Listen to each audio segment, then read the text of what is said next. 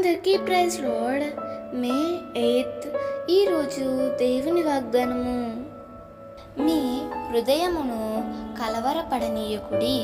యోహాను 14:1.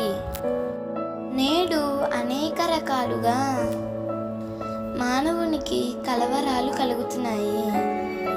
ఒకటి, నేను ఆత్మీయంగా బలపడలేకపోతున్నానే, ఆర్థికంగా నేను బలపడలేకపోతున్నానే అని బాధపడుతున్నావు కదా.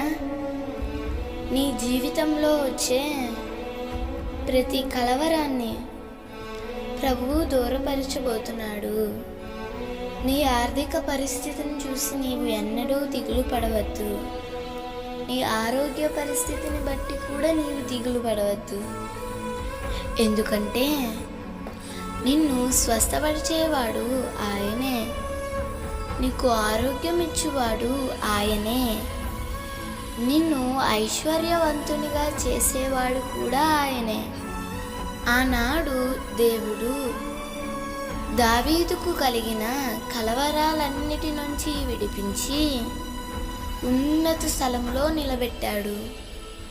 నీ జీవితంలో కూడా వచ్చే ప్రతి కలవరాన్ని ప్రభువు దూరపరచబోతున్నాడు.